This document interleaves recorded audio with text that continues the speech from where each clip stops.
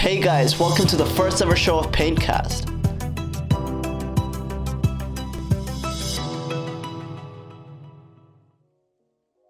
Our first ever guest is Ricardo Barker, a well-respected film lecturer with over 20 years of experience in the film industry. He has shot films, documentaries, promotional videos, behind the scenes, and any other content you can imagine. I hope you enjoy it. Hi Ricardo, thank you for joining us. You're welcome. Let me just tell you, I am massively impressed with the lengths that you've gone to set this up. This is really cool, man. Thank you. Genuinely, it's awesome. Brilliant, and I'm looking forward to this. Thank you so much. No, it's good. So if you can take a chit out, the first one is location. Location. Okay. So where will it be? Well, we've got two. Right. First one that I saw, library. Library. I took two by mistake. Okay. Can I see what this one is? You can see it. And what do you think? This is locations. Is it on a beach? Ooh. Gym. I'm gonna go for library. All right, let's do library then. Okay, cool. And then the second one is genre. Genre, okay, definitely I've got one now. And the genre is noir again. Ooh. We picked that one out in rehearsal. Shall I do something else? Come on, can I just see? Let's try something new. How many, are they all just noirs? Nah. Romance, no, I'm gonna put romance back. Noir, I'm gonna go with that. And then the last one is character. Character. So it's a library, it's noir, an assassin. Ooh. Good Lord. Ooh. Assassin. So we have to be creative now. Okay, good Lord. We have to draw something with an assassin in a library in a noir style. Are you excited? Okay. Totally. All right. I'm lost, but okay. Yes, okay. I think I know what I'm going to... I know what colours I'm going to use. I know what I'm going to do, but cool. How good of a painter are you? Rubbish. Rubbish? Yep. From a scale of 1 to 10? Oh, 0. Really? Yeah, I'm not even on the scale, mate. I feel more confident about myself then. Okay. All right. All right. First question. Yep. You recently released a film called Retention, which is about a college student battling racism in university and thinking to go to his lecturers and complain about it. What made you come up with this idea? Right. Well, it's a little bit of a long story. I'll try and keep it short. But within the there's been a couple of things that have all been happening in isolation, and they've all kind of come together. So that we had within the news, you had the whole Black Lives Matter thing. That was big in the States, big over here. You had access into the media, and that was a lot of news about that. And then also there was news about Black, Asian, minority ethnic students and their experiences in university. And there was quite a lot of research and a lot of data that was coming out into the public domain. That coincided with this university, the East Trinity University, doing its own survey amongst students, all students and all staff, about how they felt. And within those questions, the questions about race, and then people's experiences. And the data from that was not different from national data from other universities, but it was all kind of suggesting and pointing in the particular direction that, do you know what, university, higher education, there's issues for students who are BAME students. They are experiencing really acute challenges, and for the first time it was being acknowledged and recognised. Yeah. That the institutions are racist. Yeah. And that's like, everybody's like, because that's huge, right? Yeah, of course. Right. So yeah, that was the thing, and so we got. I was going through this data, and you present data in an Excel spreadsheet, and I wasn't brought up to read Excel spreadsheets, but my colleagues, who are really good at kind of number crunching and being able to put it into a really cool context, and were saying 78% are thinking this, and 25% are thinking, or 20% are thinking that. Yeah. what that amounts to and what that means is, that an individual is less, even though they've come in with the same qualification, like you've come in with A levels, and you've got the same qualifications as somebody else, you're still more likely to leave with a 2-1 than this individual, even though you've submitted very similar work. Yeah. That's huge. Yeah. It's like, okay. During your research, what's the craziest thing you found? I think it was something about how it was about the sense of belonging, and that was the reoccurring thought that came about was that there were the data was suggesting that a black male student is more likely to leave within their first year at university or higher education. They're not going to go into the second year. Yeah. And what is it? What is it about university that makes them kind of feel, do you know what, I don't want to stay here? Yeah.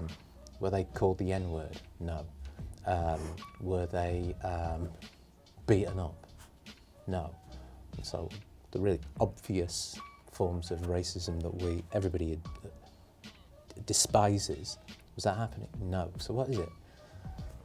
It was like fog. How do you, what is it? So the whole thing was, maybe they don't feel like they belong. And when I spoke to black students, an Asian student said, do you feel as you belong? They were like, yeah, of course I feel like I belong. But it's like, do you feel you deserve to be here? And it's like, yeah, of course. But do you ever feel self-conscious? Do you ever feel aware that you're different? Yeah. Yeah, And for some people, then they can never move beyond that feeling. And do you know what? I kind of don't want to be around here. So that was the thing that kept on coming back. Yeah. And I had a feeling. I remember working in. I used to work in television, and apply for jobs in television for the large television companies. And I'm on it. I'm good. I've got experience. But then when you walk into the building, it's just walking into the building. Would you say this is correlated to your personal life? Yeah. I've had experiences. You feel awake, and I call it awake, but you feel aware. Yeah. And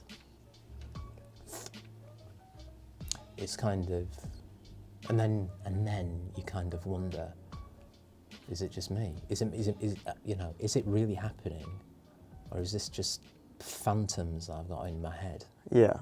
Are you with me? And then people say, man, you got a chip on your shoulder, Yeah. Maybe. But then that happened. Are they aware? And then you speak to somebody else, and they kind of go, do you know what? I went in there, I felt the same way. You kind of go, well, God, it's not me. Yeah. Are you with me? So that, I thought, there's a story. Well, clearly there are experiences. Yeah. How can you? And if I make this and I play it to a black and Asian audience, they'll go, yeah, cool, get it. And what's so new about this? Yeah. But how do you get an individual who's never thought about this before to empathise with that kind of experience? Yeah. That was your story. That was your thought process. That's it. Okay, that's an interesting thought process. I know we've talked about this before. Yep. But to get an investment for a young filmmaker, for a film like this, what would you recommend?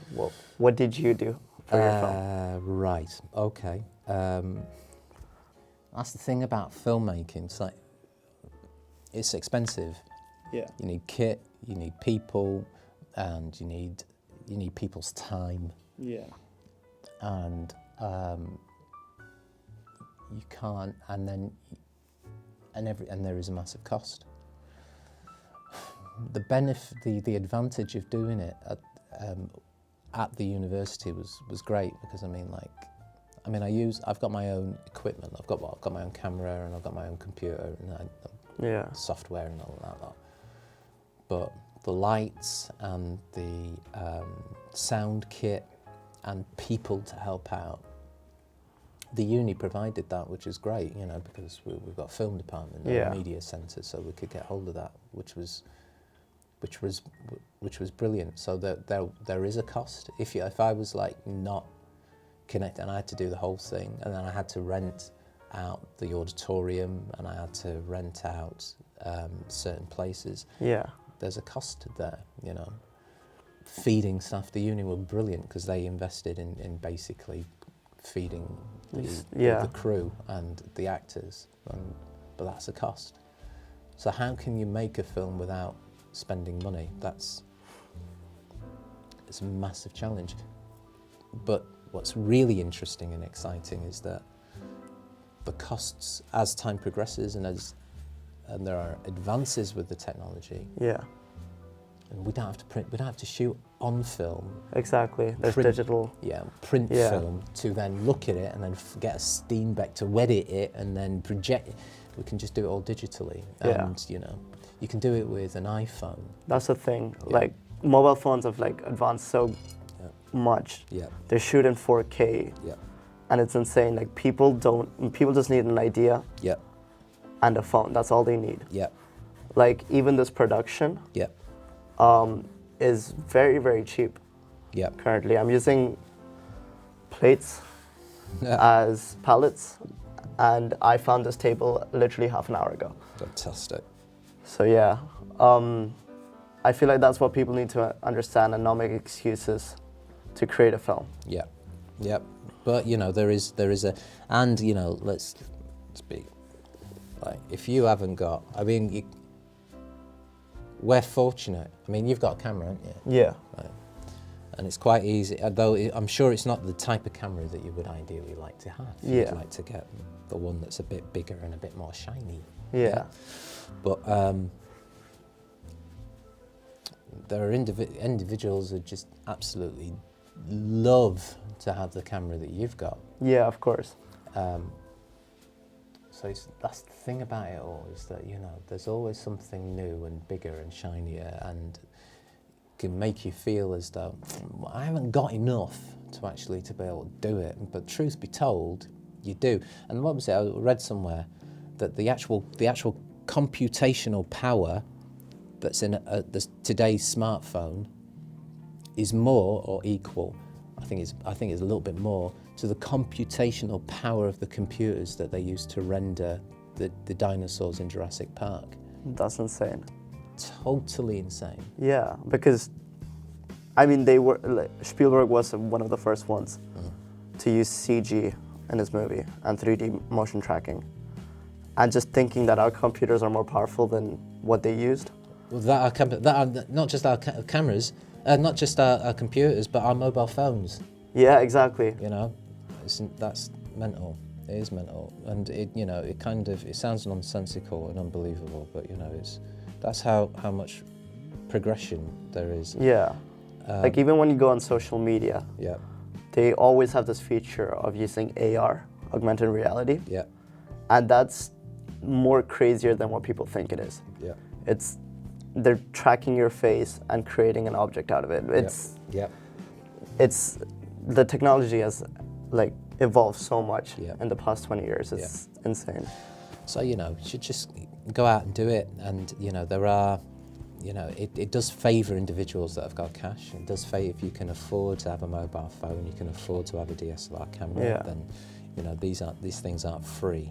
They are, but if you're fortunate enough to save up for it, or you've got folks that can kind of help you have it, then grab it and get even, you know, just do it on your phone, man. You know, just like, you know, kids are going to school with really cool mobile phones. It's like, just use that. There's no reason. There's nothing really stopping you and holding you back apart from your imagination. Yeah. What is your favorite film, and why? So for me, films are like moods. So you have a certain mood, you know. Right now. I like Stanley Kubrick's films. So I like The Shining. I like Eyes Wide Shut. love 2001. Now I love Hitchcock. Yeah. Yeah. So you're more into that thriller horror? Well, no, because I like Babe. Okay. I think Babe is genius, you know. Yeah. I think it's just absolute. I think Babe's fantastic. I like pretty much all of the early Pixar movies. I just think are just. Oh yeah, definitely. You know, The Incredibles. I just think it's just amazing. You're doing better than me. I'm liking the silhouette. I think I'm thinking I might copy what you've done. Oh no. Why? What are you doing? Are you? I'm not saying I'm doing that. Oh, you're doing that as yeah. well. I think you've gone through these already, haven't you? I've made these. Yeah, You've made I've them. made these. So you've already got. Do you know what? So if I get assassin, what I'm going to do is, and I'm still doing the book. This is not inspired by a right. Hitchcock film, by the way. Which one? Which This one are you going to go? painting. Okay. Which film? Psycho. Okay. You see what I'm doing there? I see what You I'm seeing what you're doing. Very good. Right then. So I need to think of. Right. Cool. Right. Dum dum dum dum dum dum dum dum dum dum dum. I think I'm going to do the reverse of what you're doing, which I think what's that? would be. So I'm going to do it from. So you need more. It's all right. It'll all come to me. It'll all come. Anyway, come on. Yep. If you were on a road trip. Right. And you had one person sat next to you, living or dead, who would you pick and why? It could be anyone in the world.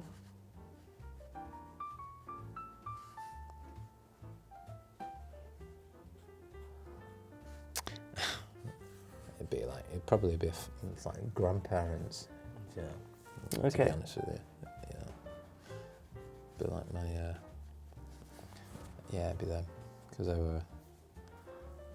they were quite funny. Not quite, they were funny and yeah. So you want to relive that moment for? Well, not reliving moments, I suppose, but it'd be. I think it'd be great. It'd be fun to actually be somebody of my age, not the little kid, but somebody of my age with them at a younger age, and then just kind of hang out, because I think that they would have been quite funny. Okay. Yeah, that's a fair answer. Mm-hmm. What about you, Yash?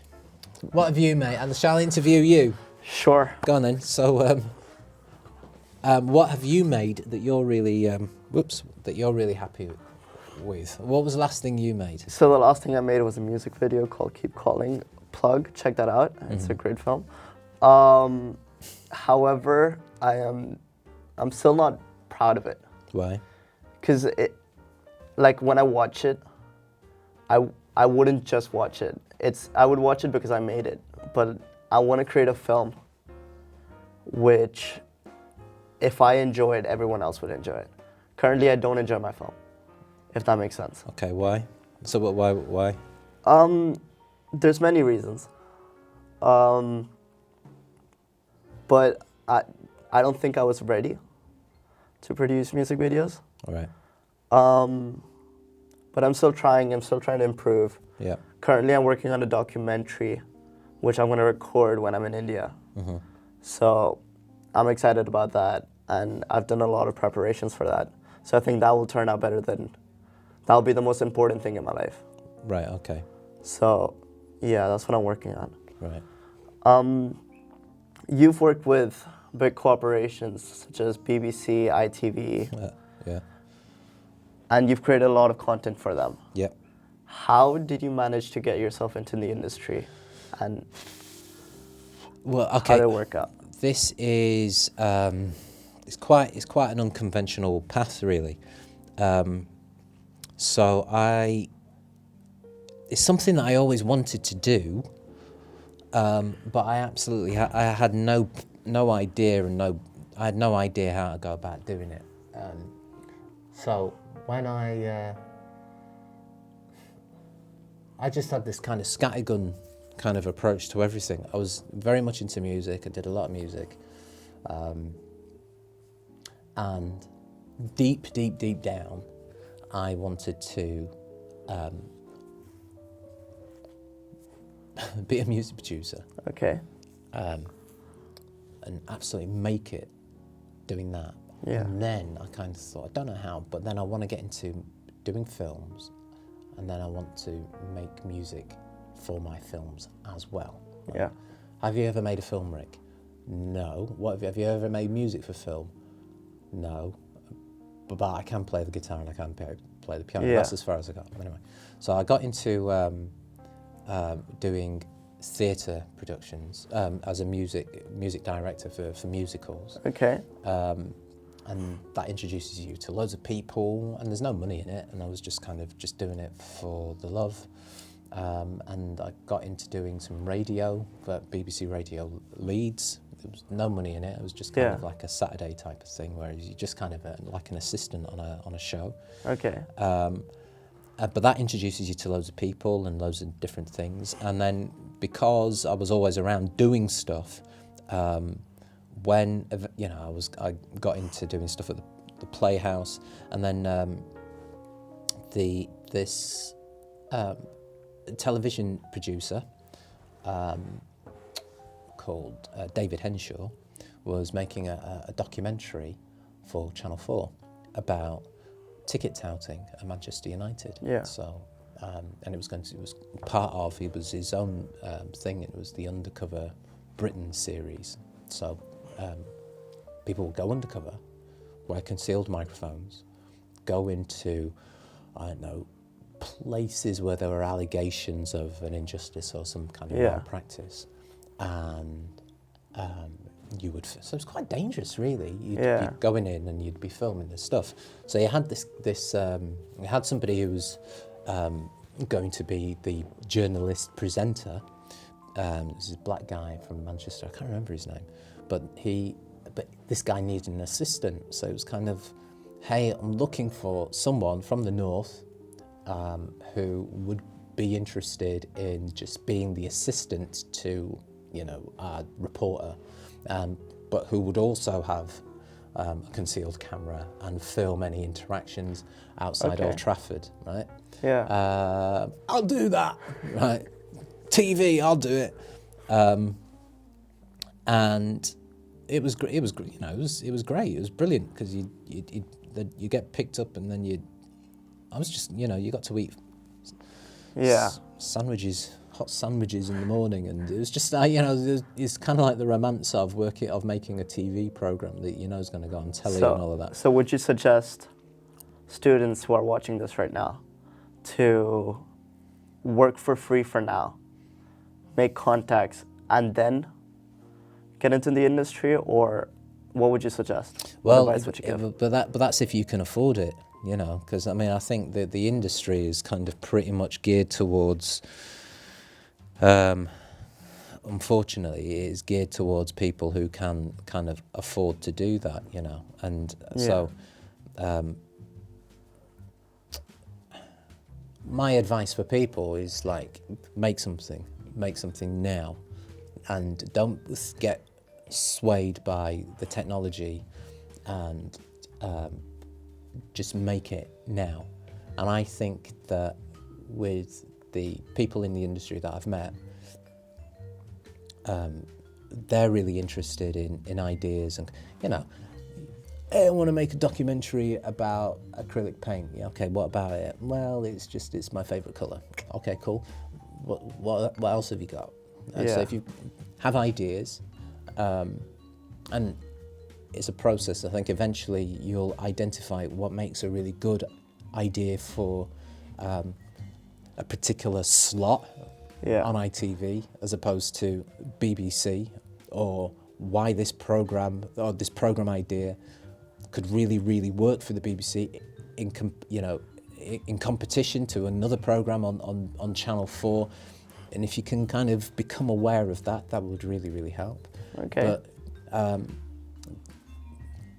I do believe that if you can make something, that looks like it's had lots of money spent on it, but it hasn't, and it's editorially sound, and I think the industry is, and I say this very carefully being a lecturer, Yeah. but I don't think the industry's bothered about whether you've got a degree or not, or whether you can spell correctly. It's just, can you tell an engaging story, and that's honest and that's engaging, engaging. As a film lecturer, Yeah. would you say that a portfolio is more important than a degree? Well, okay, as a film lecturer now. Yeah. Okay, and this is, when I came into lecturing, I was all about, doesn't really matter about anything, just it's about the film. But as a lecturer, I think that it's important that the film student, and I'm still a film student, but the film student becomes aware that there are films made not only in Hollywood, and Bollywood, and Nollywood, but there are films that are made in Iran, in Korea, in South Africa, and they become awake and aware of how other ways that you can tell stories and other types of genres. I mean, these genres we've got, the genres that we're very much accustomed to within the West. There are loads of different ways of telling stories and using cinema. And the types of stories that we go for, and the types of way that we represent people, men, women, people with certain, how we represent people. Yeah. And that kind of goes now into wider reading, wider research, and academia. And there's a huge value in that. And it's not just about kind of making stuff for telly or for the cinema. Yeah. But it's such the visual audio medium is so important and powerful that it's important that as either practitioners or just as theorists, we're awake and aware of its power and influence. So no, it's, as a lecturer, it's not just about the making films. It's about how we watch and how we understand and how you portray it. How not just about the making of it. Yeah. But becoming aware of the how it's been made, who has made it, why now? Yeah. What's the impact on me? What's the impact on other people? And that's by reading and research. Okay. Yeah, because that would be really hard to explain.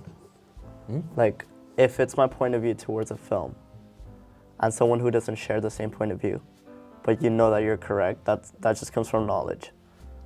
Well, okay. I don't know about the correct bit, because it's kind of, if you hold a point of view, you're holding a point of view.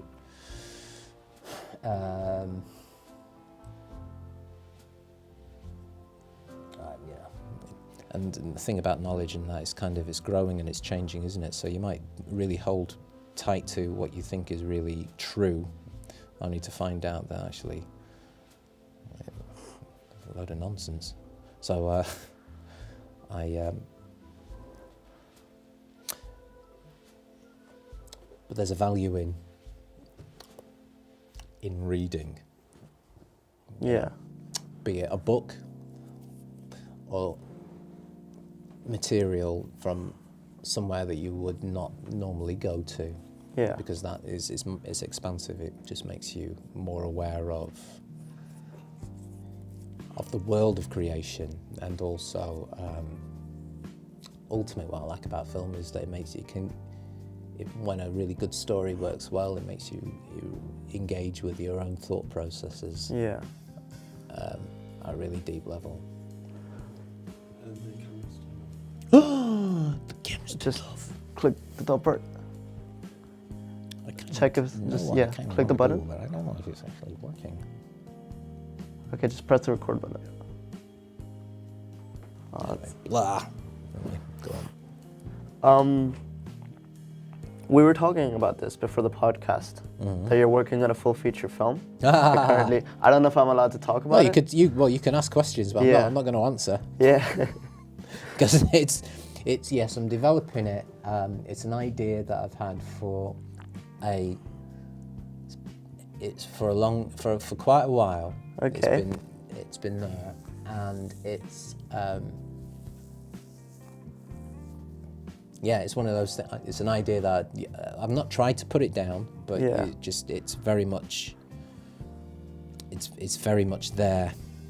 You know, I'm always thinking about it. Did you start working on this after retention, or you wrote the idea down, you were doing it while you were shooting? Well, I gotta be honest. I've got a load. I just keep a load of ideas, and then just every once in a while you just I'll add more to them. So there's this one.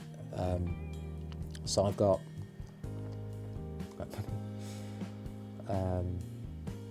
3 or 4 that has been there for, and what's quite interesting is that I think, had you asked me 2 or 3 years ago, retention wasn't on the map. So really? I wasn't even 3 years ago. It wasn't. 2 years ago it was, but 3 years ago it wasn't on the map. So, but these feature ideas were. So I would have thought back then that I would have done one of the feature films now, but because retention came and it was like, oh man, I've got to make this now. It was with me. Yeah. So I've kind of gone back to. So I'm hoping, the intention is, by the end of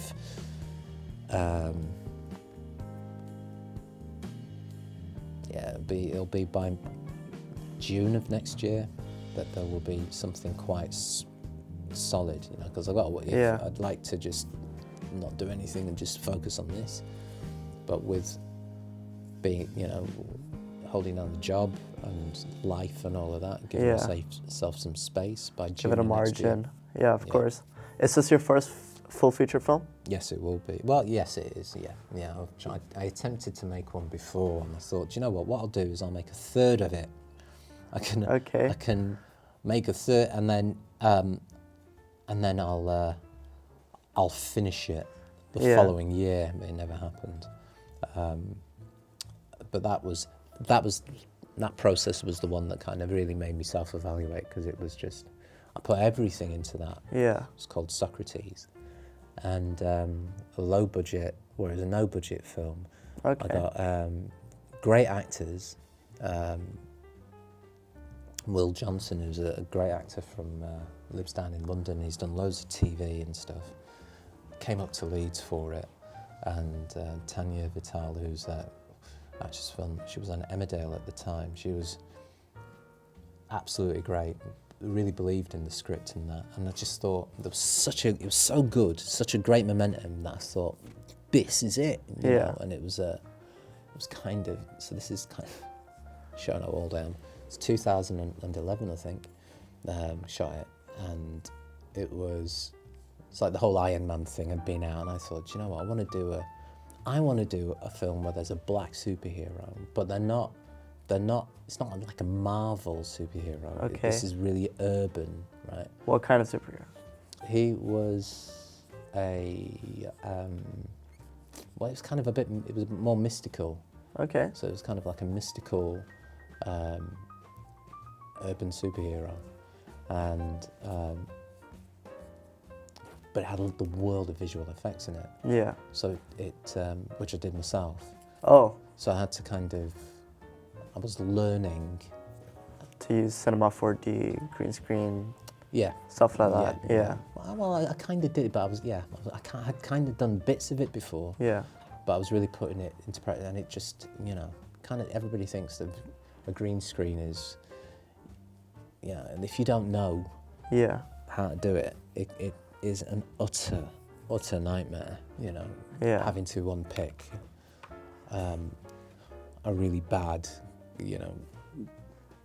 badly lit green screen. Yeah, it's just it's just loads of work, and then you've cut out a hole in your video that you need to fill with something, and that if the camera's moving, now you've got to do match moving, and then you've got to have an object in the background, like a cityscape, so that it's going to move and parallax at the same time. All of that, man, it was just kind of, I was having to learn it. It is a pain.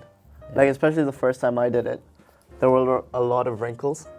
Oh, what, in a green screen? Yeah, right. So there was a lot of shadows. Right. And there were parts that I just couldn't take out. Yeah. So I had to rotoscope, and rotoscoping did not work out. Right. Well, you know, yeah, and then what did you use to do the rotoscoping? After Effects. Right. It's great there's great software. It comes free with not the full version, but part of the version of it comes free with After Effects, and that's Mocha. Oh, yeah. That's Mocha Pro. Yeah, that's awesome. Yeah. That's cool. How's your painting getting on? Well, I've kind of like got the outline. It's kind of a little bit. So there's a guy. He's kind of deaded on the floor, like. Ooh, okay. And so I'm going to try and attempt to have. It was going to be a shadowy assassin. I like your idea, but I'm going to try and do it so that he's stood over him in the library. Okay, that's a cool idea.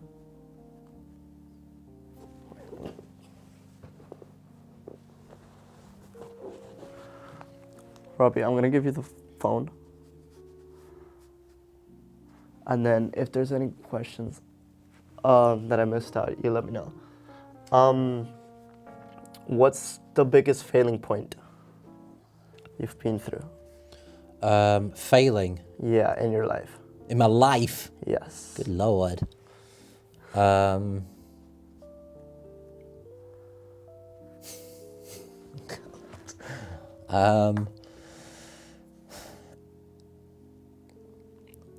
Well, look, you know, this is just me. This is not kind of like, this is no kind of lesson for everybody. It's just, we're all in our same and that's the thing about it, isn't it? Because you kind of like, behind it all, if you're not careful, it's kind of like, so how did you do it? And and if I do it in the manner that you did it, then maybe I'll get there, or maybe a little bit further. And that's kind of some kind of truth in that. But really underline it all, everybody's on the same journey. So point being, for me, when I did Socrates, finished it, it was the score is amazing. I think I'm really happy with the score. I think and the theme tune. I mean, I spent so much time on it. Sound designing. Everything, and just kind of ripped out all of the sound, did full ADR on it. Yeah. On every single scene, lip sync the whole thing. Did the music for it and the visual effects for it. Cut it.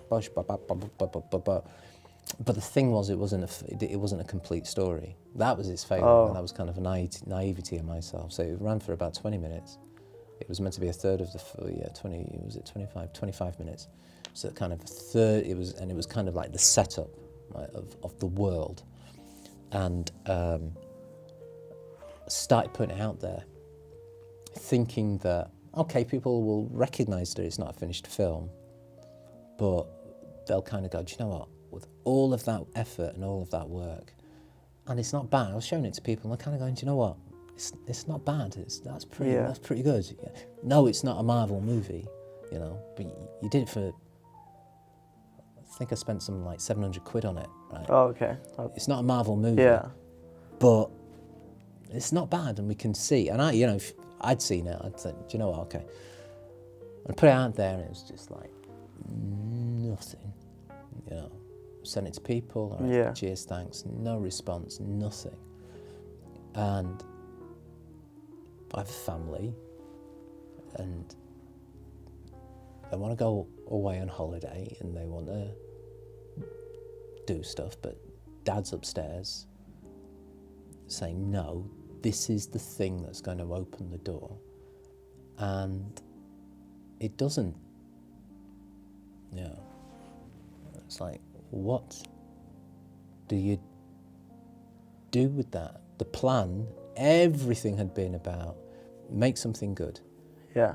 Invest in yourself and invest and think long, and you know, and then it's not that there's a promise and then you kind of hold on, but it's kind of like boom, it's just not There's nothing. That was really, really, really hard. And then you kind of go, then you've got a choice. It's like the choice that I believed is generally offered to a lot of blokes and a lot of successful blokes that the industry's modelled on, is that they kind of go, do you know what? I don't need to be married. I don't need kids. You know, I need to just focus on my art. Yeah. And then you'll get there. And I kind of thought, no, I don't want that. I want both. I want to have a family. I want to do stuff. I want to be dad. I want to be husband. I also want that. But it might mean that I've got to go down a different road. So I kind of thought, you know what? We need cash. So I got into lecturing. I mean, and making films. Yeah, but that's where the line comes between having a dream and being in reality, kind of, if you know what I mean. Yeah. And also it's kind of like, what is it? What is the motivation for, let's say, you guys? So for those who are really watching this, and it's probably just going to be me and you that are going to watch this podcast. Nobody else is going to be remotely interested. Yeah. Okay. But we have Yash and we've got Rob, right? Yeah. Two very good-looking young men. Oh, thank you. Okay, and very, very, very good, committed filmmakers. Why is it that you want to? What is it that you ultimately want? Is it that you want? You've chosen film, right? Is it that? Shit, man. Yeah, I want to make film, but I want the cash and I want the culture and the lifestyle and the glamour and all of that comes with it.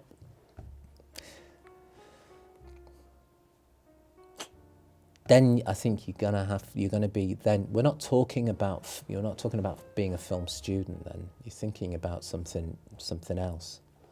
Okay. And I think that you have to be. Speak of.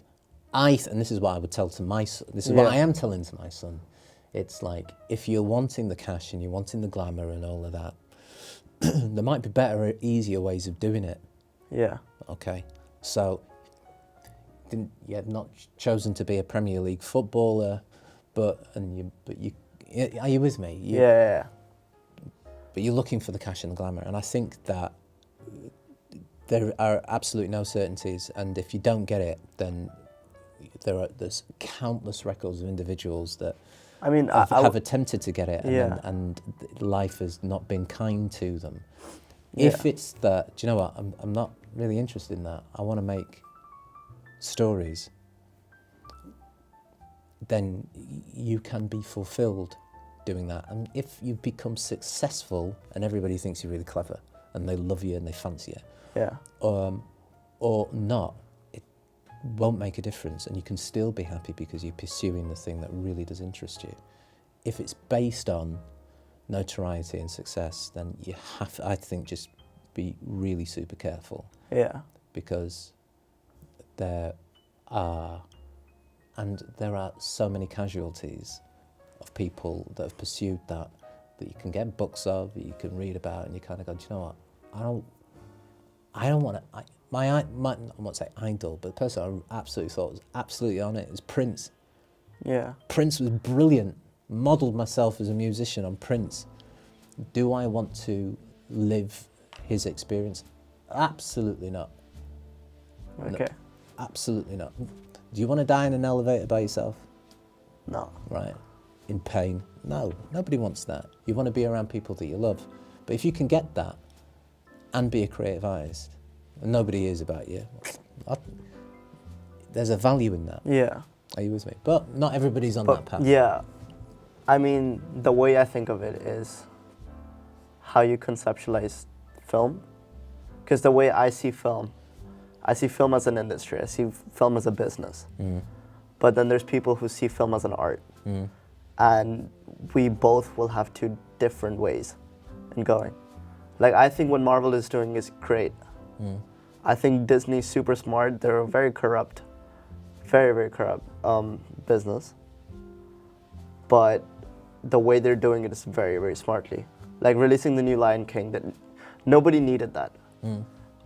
There's a lot of cool stuff in the movie, but it's not needed. Like, the only reason they did it is for cash, in my opinion, at least. Well, okay. You know,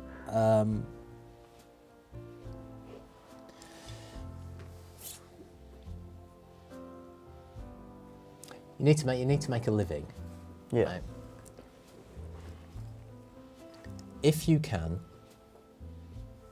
Well, yeah, it boils down to what motivates you at the end of the day.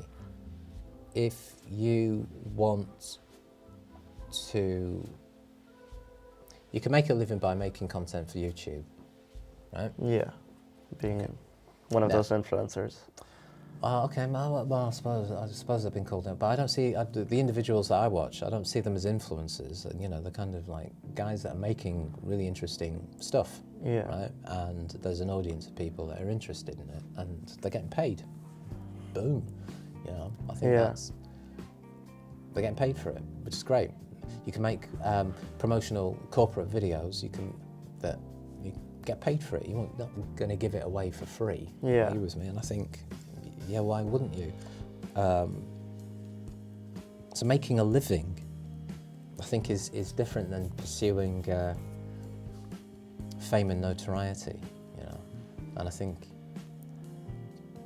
individuals, I think that a person would have to be careful if that's what they're looking for. Yeah. Fame and notoriety, because I think, one, you can't, there you go. What's great about this is that we can make stuff that we would like to resonate with individuals, and it's brilliant that you can tell the story and it resonates with them. Yeah. Can you make people like it and make people like you? No. And being famous is kind of like an example of being liked and loved and all of that. And everybody you've got no control over it. And if you try and pursue it, it's kind of, I think it's potentially really dangerous, do you know what I mean? So just make good stuff. Yeah. And make that, and I think, one, because story, your life experience and your view on the world has value. Make it connect. And if that connects with only 10,000 people, 10,000 people is still a lot, but it's not like planet Earth with 7 billion. But it connects with 1,000 people, 10,000 people, and you can make a very nice, amazingly comfortable living from that. Yeah. It doesn't have to be kind of red carpet and paparazzi, do you know what I'm saying? Yeah. And I'm saying that because I think a lot of people, in their heart of hearts, they want the red carpet and the paparazzi, do you know what I mean? I mean, personally, I do. Personally, I want to go big. You want to smash it? Exactly. Okay. I want to get that Oscar, but okay. I understand what you mean. But let's say, right, so you get that far, right? Yeah. And you didn't get it. You don't get it. Yeah. What are you gonna do with that? How are you gonna measure that? I mean, that's where the struggle comes. Right. That's where what I believe is that hard work can take you anywhere. Yeah. And that's why if you keep continue doing hard work, it'll increase the chances of you going bigger and bigger. Right. So that's what I believe. Just keep doing what you love, keep doing it, and keep doing hard work. Yeah. And just keep continuing what you're doing, and you will get there somehow. Cool. Yeah. So have that ambition in yourself, have that passion. Cool. But you did, yeah, absolutely. But within it, you did say that you wanted the Oscar. Yeah. Yeah. So you're doing all the hard work. Yeah. Right. Getting there, people going, it's really, really, really good. But you don't get the Oscar. Okay. What do I do then? Well, it's kind of, I could well imagine, it's like a diss. Yeah. You've done everything, right? But you've not done enough. Yeah. Right. What are you going to do with that? Work on another thing. Right. And then make that better. But you're being valued, aren't you not kind of valuing yourself and what you do based on winning that one award? Not one, I say one award, but by being recognised by the Academy. Point is that I'm building up to Alfred Hitchcock. Yeah. He's never won an Oscar. He was given an honourable one, but he never won one. But like, yeah, exactly. Stanley Kubrick. He didn't get a Best Director award. Yeah. He got one for special effects. Right. I don't know if he and what is it? I don't think Scorsese's got a Best Director award. Martin Scorsese. Yeah.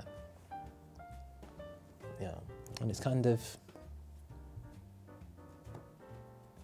Like, that doesn't define them. Is that where you're trying to come? Yeah. Yeah, I agree. And... I mean, there's also like a lot of controversies about the Academy Awards.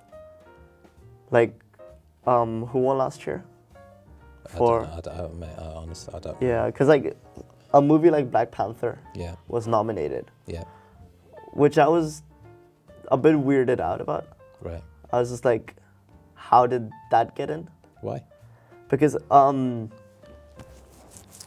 so like Martin Scorsese said something like,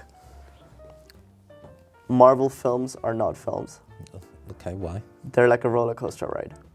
Okay, but can't films be that? Yeah, they can. But again, that's just conceptualizing film. Like, what is film? That's the way that he sees it.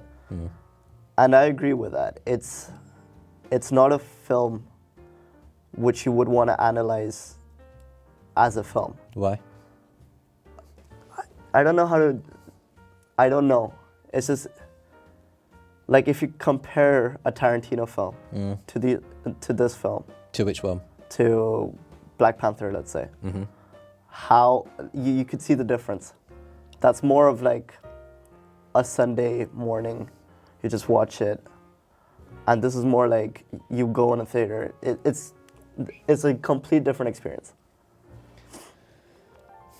It's like mainstream music and indie music.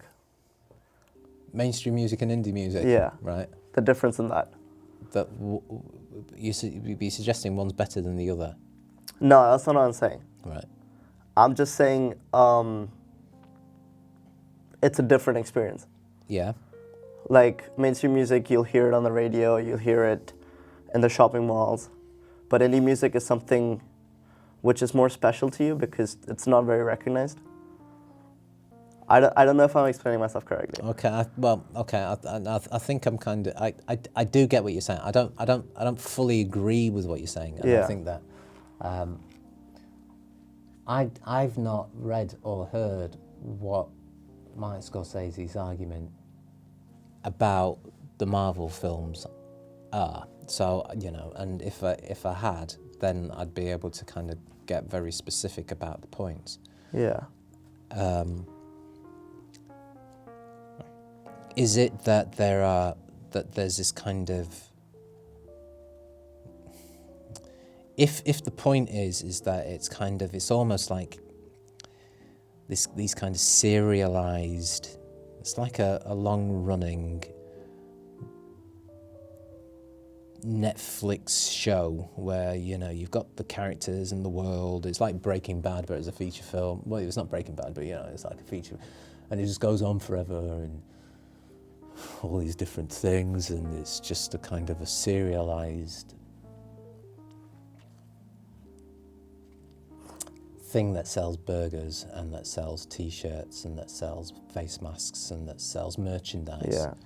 Then and that has this kind of underlying it. There's this capitalistic machine. I can see why one would be really cynical about that. But it explores, well, the ones that I kind of have liked. I mean, I could take or leave Marvel, but the whole thing, and I've not watched them all. Yeah. But there's certain ones that kind of stand out, and they're kind of like what they're trying to, the kind of things that they try to explore.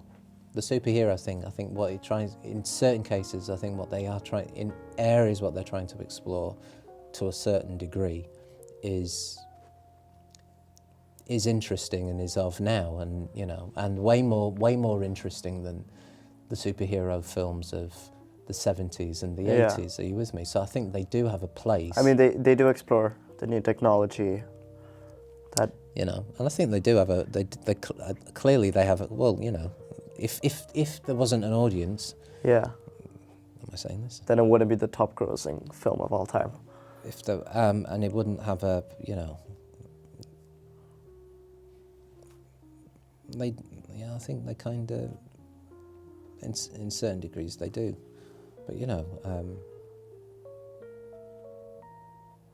I suppose. But they're not, you know, they're not. They're 12 they're 12 movies. Are you with me? Rated 12. They're kind of, they're meant to be just. They are meant to be, you know, okay, and they're meant to be easily consumed, aren't they? Yeah. If I think maybe the issue is that maybe that's all there is, and that there aren't enough stories that are challenging an audience, you know, and really kind of making maybe the scale of it and the scope of it and the volume and the blah blah blah is just kind of the spectacle, as opposed to something that really engages you as a viewer, your intellect, you know. There's an argument. In your opinion, in your definition, yeah. What do you think film is? What I Conceptualize it. What I liken it to. Yeah. Okay. What's amazing about it is that it's something that is kind of, it's there clearly because we can see it, but then again it's kind of almost, it's like it isn't there, it's light, isn't it? So it's kind of, if you try and grab it, Yeah. so if there's a projection that's being projected, you try and grab it, it's not there, it kind of comes onto your skin and then it kind of goes, so you can't actually feel it. Yeah. Right? So it's something that can't be put in a bottle. But even there, so it's like a phantom, you know, and I can imagine like 500 years ago, if you showed them it, they would think that it was like a portal to another world, or they were ghosts that were there. Yeah. Are you with me? And it would totally freak them out. And there's a link between those images and when you close your eyes and when you dream, they're very similar. You know, they're kind of like projected dreams as much, or to a certain degree. And even though we know that they're not there, we know that it's just light that's being, it's like reflected or whatever kind of on the screen. It can make you cry, or it can make you angry, it can make you laugh, it can turn you on, it can have this kind of... give you that emotion. That's powerful, man. Yeah. That's powerful, yeah. Having, like, a fiction movie giving you that emotion is next level filmmaking for me. Right. It's just crazy how a fictional character can make you cry. Yeah. Essentially. Yeah. Yeah, fictional character, and just just even the space in itself is just, you know, but it just grabs you. I think I love it. I love it. I think it's a, you know, and I think it's a medium that we should all embrace and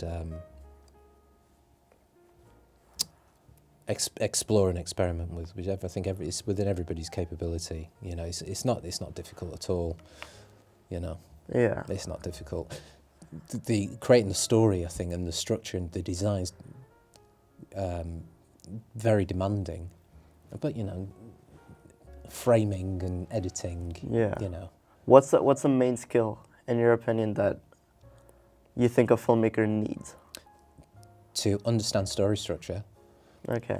To understand not understand, but be open and look to understand human behaviour and human forms of human The psychology. communication. Psychology, definitely. Understand psychology, have an appreciation of literature, have an appreciation of art, and understand the power and the influence of editing. And if you can kind of, they say all the great filmmakers are all editors, you know. So I think if you understand how to edit, Yeah. I mean, that's where you base your story. You get all your footage, and you can manipulate your footage to go from a comedy to a horror film. well, kind of, but more that it's about the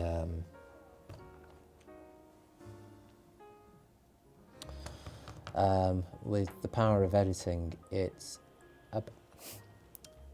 film becomes a film as we know it because of editing, not because of the camera and not because of the script, but because of the process of editing. And yes, it can turn from a comedy, you can shift genre, but you can just, and that's kind of like a really broad brushstroke, but just the emphasis from one character to another, just by how long you hold a shot, or in the moment when you cut from one shot to another shot. That's really, really powerful. Yeah. Yeah. Yeah. Do you have any questions, Robbie? Yeah.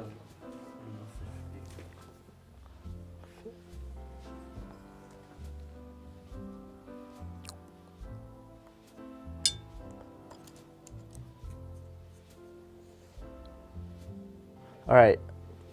Being in the film industry, Yeah. working for top companies, going through very stressful times on location can be very off-putting. What do you do to try to keep your crew and yourself stay calm and focused, even if the things don't go according to plan? Sorry, I really got into The pain. putting blood, man. Just repeat the question. So I'm sorry. Go No, on. it's all right. So being in the film industry, working for top companies, going through very stressful times on location and very off-putting, and going through very stressful times on location can be very off-putting. What do you do to try and keep your crew and yourself calm and focused, even if things don't go according to plan? Okay. Well, if things don't go according to plan, you listen. You have to listen. You have to listen to. You've got to listen to how the crew. Well, it's funny, isn't it? I think that you have to be organised, and you have to have plans, and I don't think my personal thing is that people don't like being told what to do, right? Unless there's a real clear reason as to why you're asking them to do it. Okay. If there isn't anything that's really, really clear, then resentment kicks in, right? And so there needs to be a buy-in. They need to kind of believe that it's not just doing it for you. We're doing it because we believe that this is of value, right? And when it's raining, or when the things start falling apart, and when you start asking them politely to put more in than they've got, because there's a shared value, they'll do it. Can't be all things to all people. There's going to be some people who are going to be up for it, and there's going to be others that are just going to resent it. You can dance around trying to please everybody, and you're just wasting energy just trying to please everyone, you know. I think at the end of the day, there has to be this buy-in. And I think the way to ensure that there's a buy-in is that you need to be... It was just funny, I was watching a talk by Spike Lee, and he's really clear about it, you know, and it kind of resonated with me. You've got to be the first person on set. You can't be the last person on set. Yes, yeah. You've got the top role, and you know, so you can't rock up in a Rolls Royce, the last person on set, and the first person. Do bugger all, and then be the first person to leave. Are you with me? And then expect respect. You know, or that, well, because I occupy this position, you should listen to me. I don't think it doesn't. I don't believe it works like that. So, be the first person there, be the last person to leave. You know, There's a great thing on with Tom Cruise on End of Days? What's it? The action something tomorrow or whatever. Yeah. The one where he keeps. Yeah. Yeah. And there's a brilliant behind the scenes documentary. It's a massive proper documentary about the process of that film, which is well worth a watch. But what the guy's on it in as much as that they knew that the project was low budget and they needed to get loads of shots in the day. So he said, look, I think he produced it or something like that, but he said, well, look, I'll do the very best that I can to help that we get all of these setups done in a day. So if we're here and we need to go there, I'm sprinting. As soon as you say cut, I'm sprinting off to the next set location, right? Yeah. And he said to the actors and the crew, or to the actors, look, I'm 50. I bet I can beat you to the next. As soon as cut's called and we've wrapped on this location, I'm sprinting. You best try and keep up with me. And these guys are young in their 20s and that. And the guy would call cut, boom, he's off, and everybody's there chasing after Tom Cruise. Okay. Right. To get to the next set, so they're ready, boom, so that they can do it. And it's kind of, and I think, regardless of what you might think of an individual, they're trying to keep, if you just are on it and they kind of see, well, this person's working really, really hard to make it work, then I mean, you get more of a buy-in. As a director yourself, has there been times where you've been like, oh no, I just can't, there's too much going on, we're very behind schedule, and like... It's okay, sorry, go on. Yeah, you've been very behind schedule and you've been like, I don't know what to do now.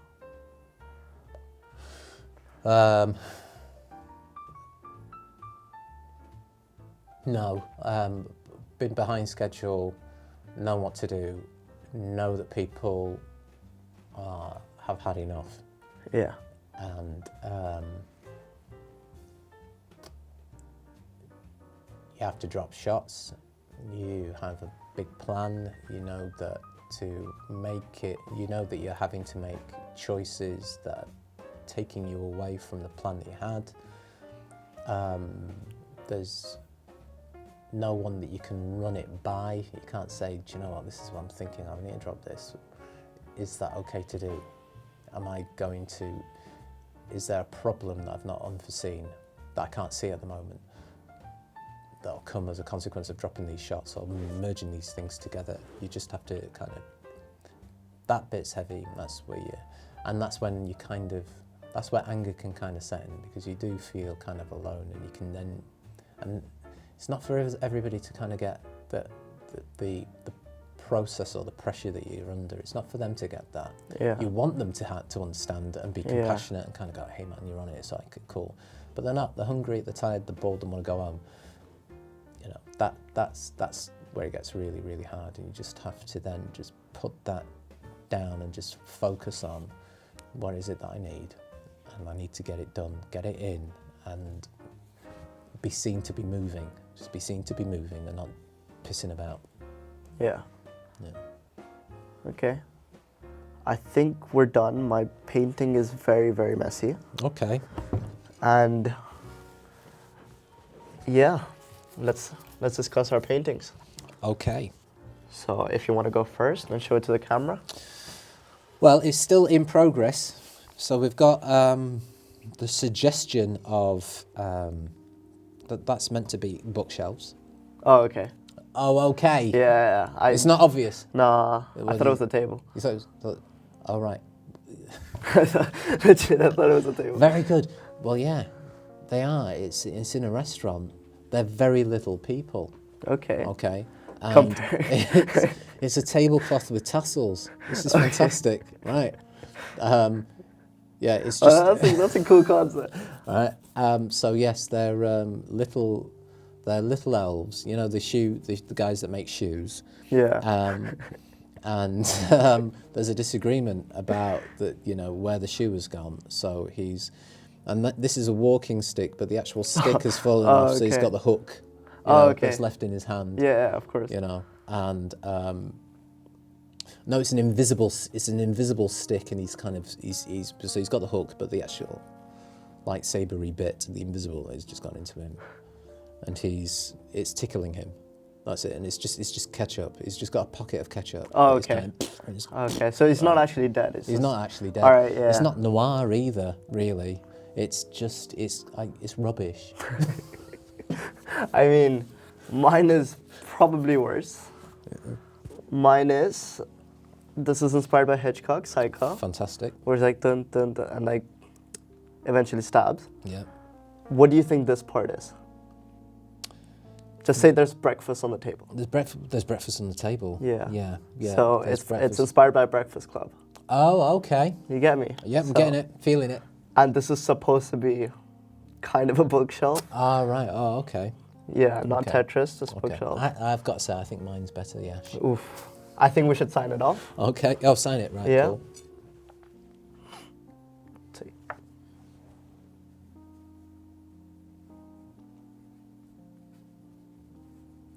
Honestly, I think I won. Okay. All right. Robbie, But you would. This is your podcast. Yeah. So you would think that you won. Right. Okay. Robbie, who do you think won? I do like the blood splatter, but I feel like Yash has gone into more detail. Yes. Okay. Well, fair Let's enough. go. Okay. Well done. Very fair play. Well done. Thank you so much for coming here. You're welcome, man. I hope you had a great time. I hope that there's something in any of this that you will find useful. There will be. Right, okay. All right. Yeah, that's it. Cool. Thank you so Cut. much. All right. Just stop the